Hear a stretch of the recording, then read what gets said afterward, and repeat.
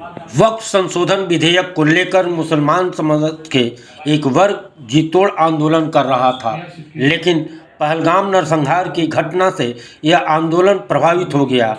ऐसा लगा मानो यह आंदोलन अब दम तोड़ देगा, क्योंकि मुस्लिम वर्ग भी पहलगाम की घटना के बाद पाकिस्तान को सबक सिखाने के लिए जोरदार तरीके से सरकार पर दबाव बनाने लगा। लेकिन सरकार की तरफ से हो रही देरी से लोगों की नाराजगी बढ़ने लगी है।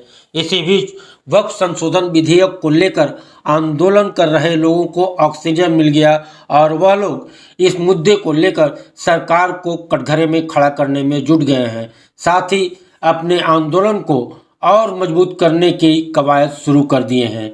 इसकी बानगी देखने को मिली पार्क सर्कस इलाके के एक होटल में, जहां इस कार्यक्रम का आयोजन किया गया, जिसका नाम दिया गया वक्फ संशोधन अधिनियम को खारिज कराकर मानेंगे। होटल के एयर कंडीशन हॉल में आयोजित गोलमेज कॉन्फ्रेंस में विभिन्न वर्ग के लोगों ने हिस्सा लिया। नेता, पत्रकार, वकील से लेकर बुद्धिजीवी वर्ग यानी समाज का हर तबका इस गोलमेज कॉन्फ्रेंस में शामिल था।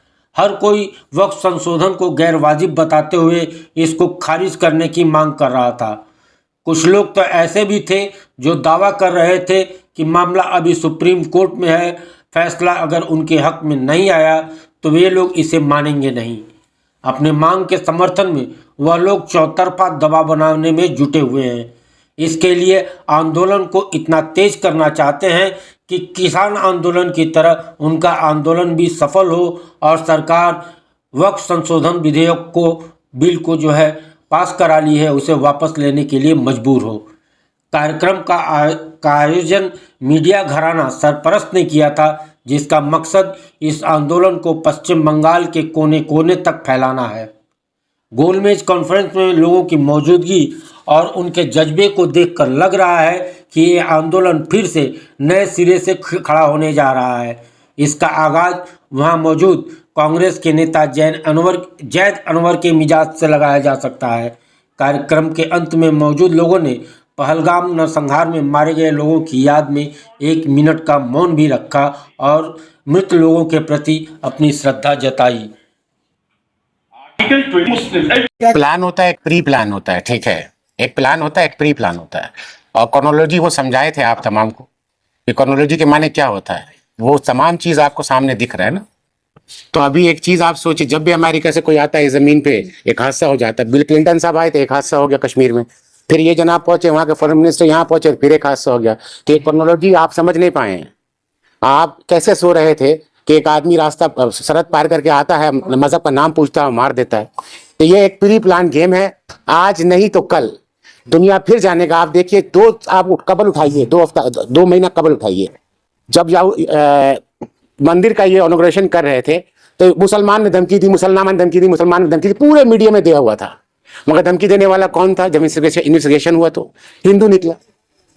मैं क्या चाहता हूं, मैं मेरे साथ मजहबी लड़ाई, मेरे हिंदू से लड़ाई नहीं है। सरकार जिस तरह से आपके जहन को जिस तरह से कोरा कागज में जो डाल रही है आपके सामान को, आपको इस पे गौर फिक्र करना है, आपको इस पे तवज्जो देना है। ये could be a pre plan, मगर जो हुआ गलत हुआ, जो हुआ गलत हुआ। आप आते हैं, आप तो बनते हैं विश्व गुरु, आप पूरे दुनिया में विश्व गुरु बनते हैं, थर्ड इकोनॉमिक्स की बात करते हैं। आप दुनिया में जाते हैं, जेम्स बॉन्ड का आपका एक चेहरा बना हुआ रहता है, आप हर प्रॉब्लम को सॉल्व कर देते हैं। ये प्रॉब्लम अभी तक सॉल्व क्यों नहीं हुआ? जिसने गोली मारा वो कहां है? पूरा हिंदुस्तान सवाल कर रहा है, क्यों नहीं जवाब देते हैं? आप तो विश्व गुरु हैं, क्यों नहीं बात करते हैं? यह है मेरा सवाल।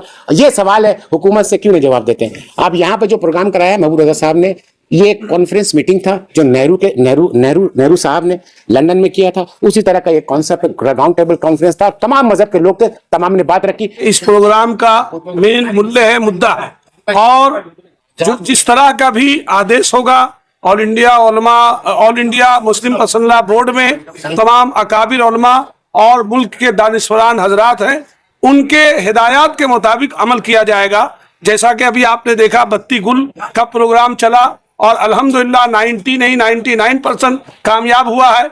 और इसी तरह से जो भी ऊपर से माने मरकजी ऑल इंडिया और मुस्लिम पसंदला बोर्ड की तरफ से हिदायत होगी, उस पर अमल किया जाएगा। देखिए, पहली बात तो ये है कि जो प्रोपागेंडा है, अभी तक इस पे कोई खास इम्पोर्टेंस जुडिशियरी ने नहीं दी और इन्वेस्टिगेटिंग अथॉरिटी ने नहीं दी, तो मुझे लगता है कि ये एक बड़ा सेंसिटिव इश्यू है।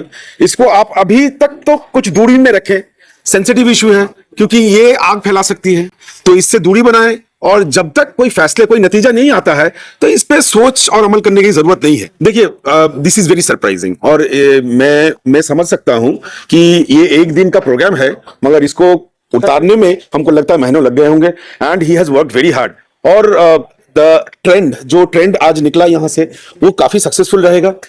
विचारधारा हर तरह के लोगों ने दी, वकीलों ने दी, जज साहब ने दी और काफी सारे पॉलिटिकल और सोशलिस्ट ने आके उनका वर्शन दिया और सब वर्शन कहीं ना कहीं जाके एक जगह मिलती है कि हम लोग सब एक साथ रहना चाहते हैं। आप इसके तरफ आप तवज्जो दें, इंपॉर्टेंस उसमें दें कि हम लोग कैसे एक साथ रहें, तो दिस इज वेरी इंपॉर्टेंट। अल्पसंख्यकों के और उनके धार्मिक मसलों में और उनके निजी उनकी जायदादों पर हमला करने का या उनको छीनने का जो कोशिश की जा रही है, उनके साथ मिलकर हम सिख समाज और हम लोग हमेशा इनके साथ में खड़े रहेंगे और इसका विरोध करते रहेंगे। और जब भी रजा साहब हम लोग को बुलाएंगे, हम लोग हर जगह हाजिर होकर इनका साथ देंगे। यही आशा करते हैं कि सब हिंदुस्तान की सब जनता साथ मिलकर इनका इस कानून का विरोध करेगी। देखिए, इसमें तो सबसे बड़ी बात यह है कि मैं कह रहा था कि कोई भी कानून बनता है तो वो संविधान के बाहर उसके बाउंड्री लाइन को क्रॉस नहीं कर सकता है। तो अगर ये जो कानून बना है इसमें जो 4-5 पॉइंट्स दिए गए उसमें है, जैसे कि उसमें कोई नॉन मुस्लिम रहेगा बोर्ड में या प्रैक्टिसिंग मुस्लिम होना चाहिए या वक्फ बाय यूजर है जिस पर लिमिटेशन एक्ट हटा दिया गया है। This are all against the basic structure of the constitution. जो आर्टिकल 14, आर्टिकल 15, खासकर आर्टिकल 26 जो हमें प्रोटेक्ट करता है उसका वायलेशन है। And I am very hopeful that supreme court will definitely look into the matter. और वहां पर जो जजेस बैठे हुए हैं they are all expert in this field और इसके लिए सेंट्रल गवर्नमेंट के पास पहला दिन भी कोई जवाब नहीं था, अभी भी उन्होंने जवाब दिया है, तो this not very satisfying. Hopefully 5 तारीख को जो हियरिंग होगा there will be some positive results. ये गैर संवैधानिक बिल है, इसमें संशोधन करने का जो लोग नाम ले रहे हैं इनका पूरा राष्ट्रीय जनता दल और खास करके हमारे नेता तेजस्वी यादव जी